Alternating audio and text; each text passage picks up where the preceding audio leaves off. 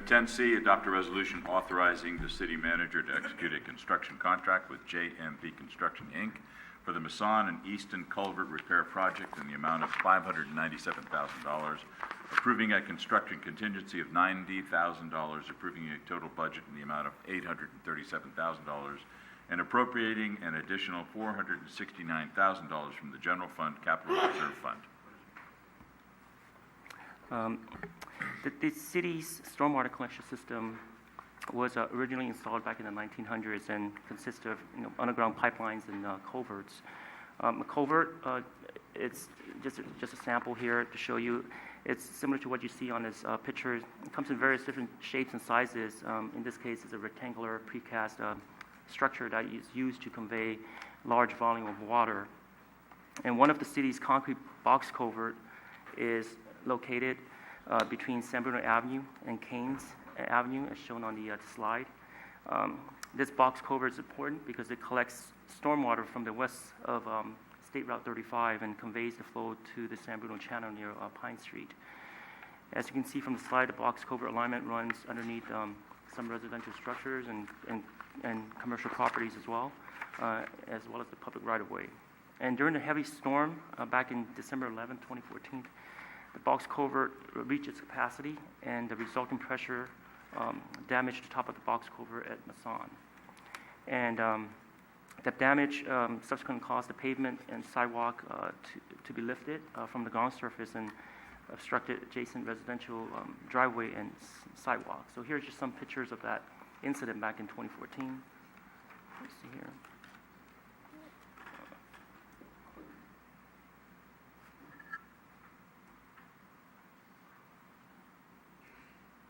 So after the rain event, staff performed a visual inspection inside the box culvert, and they noticed some structural damage, which included separation of concrete top slab and exposed rebars and deterioration of concrete inside the culvert. And staff also performed temporary repairs, as you can see here, on the sidewalk and roadway to allow access to the adjacent residents. Here's another picture of the what the repair looked like. To repair the damaged box culvert, staff came to council back in April of 2015 and recommended the city council to award a contract to V&A Associates to perform condition assessment and design of this box culvert from Masson for this project. So the condition assessment revealed substantial damage within the box culvert. Here are just some pictures of the damage within the box culvert. You can see here that there's a lot of concrete that has been well, it's gone from the box culvert. You see exposed rebars there.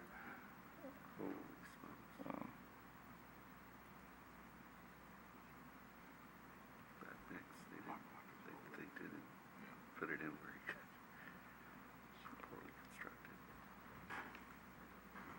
constructed. What's the extent of this? It's not just there where the road repair is it? Or is it for the full length? Or is it under the houses and?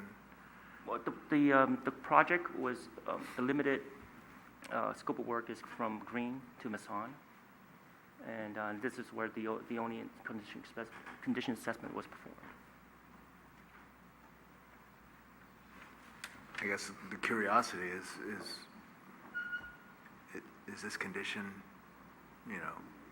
throughout the culvert? Great question. No more questions, Ken. So I would mention a little bit about that. So right now the scope is between Green and Masson, and this is one of many sections of box culvert that exists throughout the city, and it's not an isolated situation, of course, but so similar to the sewer and water system, the storm system is getting old and is starting to deteriorate. So with that, since other box culvert conditions are unknown, and staff will be bringing a contract to perform condition assessment for other box culvert locations throughout the community in the near future. But the scope of this project consists of designing the repair to resurface the damaged concrete, and as well as replace corroded rebars inside the box culvert between this Green and Masson. And the project will also replace the top slab along Masson and Easton right away and restore the pavement and sidewalk and driveways.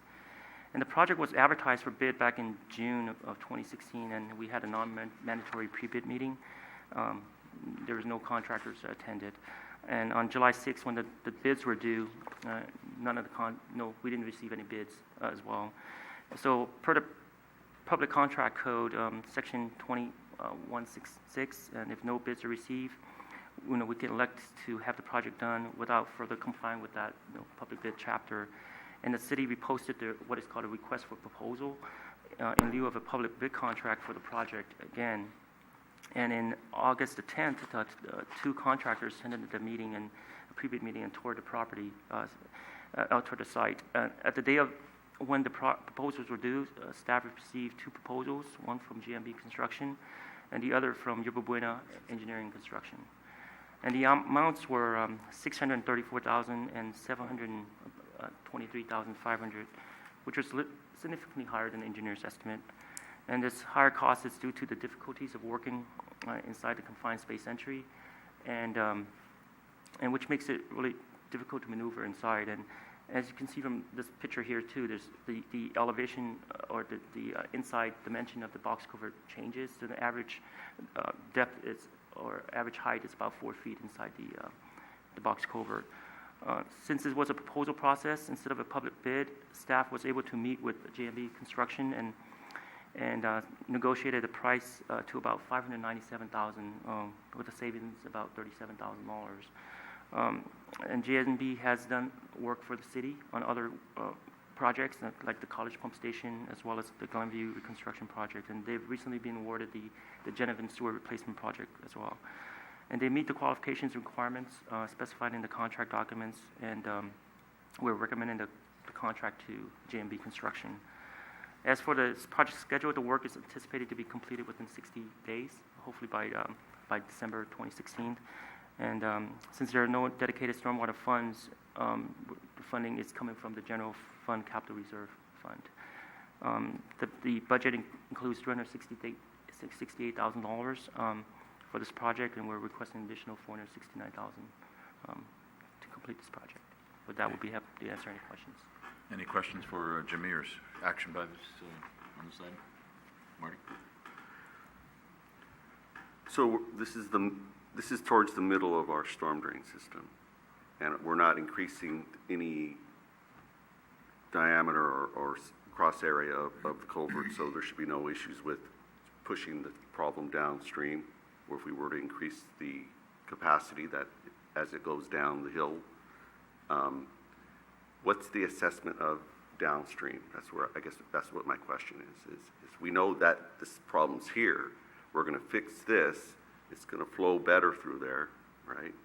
So that velocity is gonna be transferred downstream. So do we have an idea of what the condition of that box culvert is?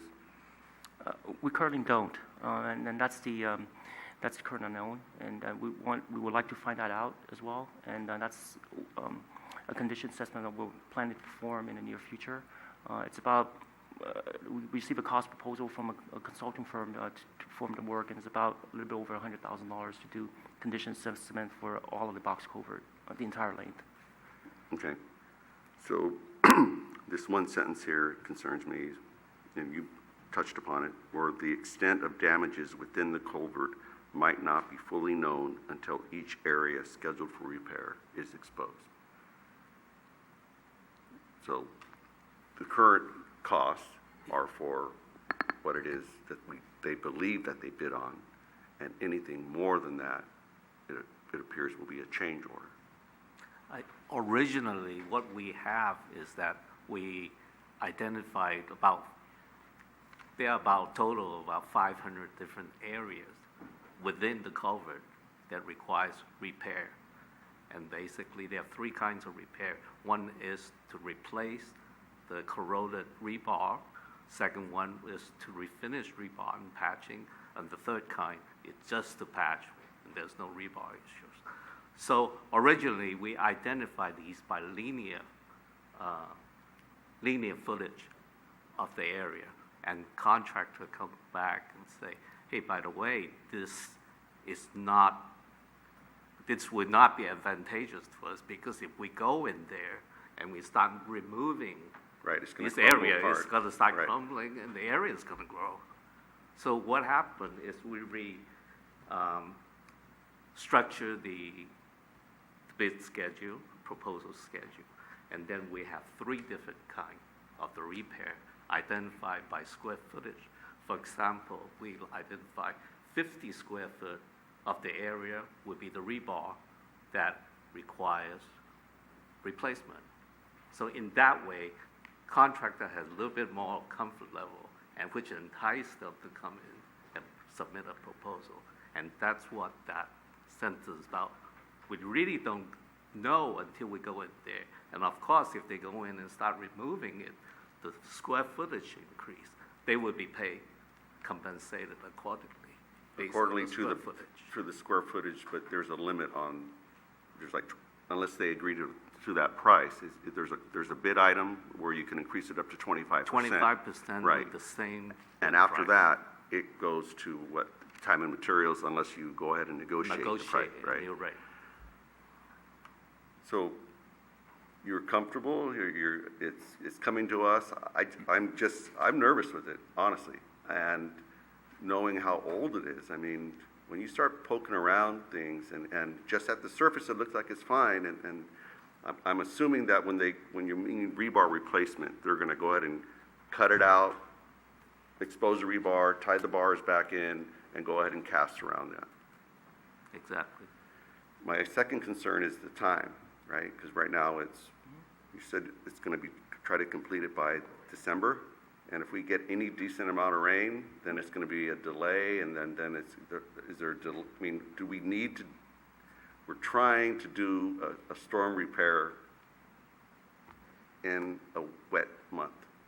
And we seem to always be doing that. The last contract that we just approved is, going to be starting in November, I'm assuming, right? Because we just awarded it, and they're going to get the contracts in place. So my concern here is that what have you guys looked into with, in the event that it rains, they're not going to build anything. It's not going to be safe for them to work in there.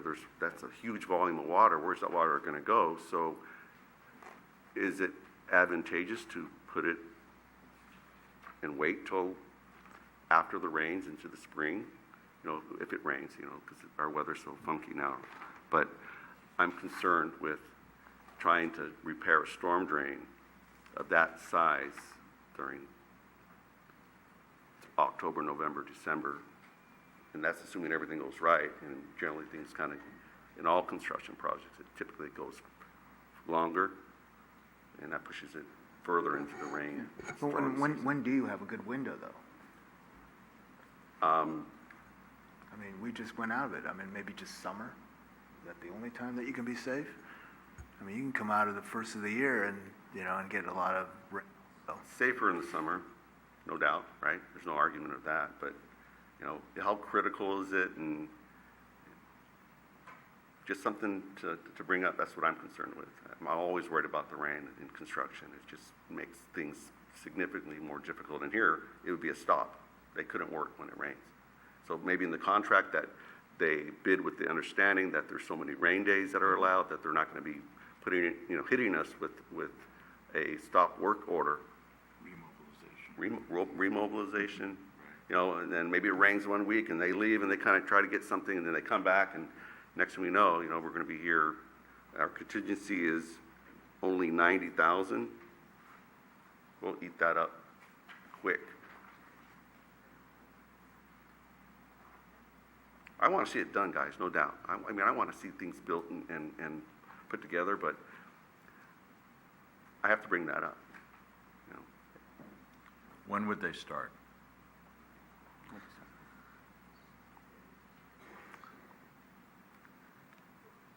There's also one additional step that we will need to secure.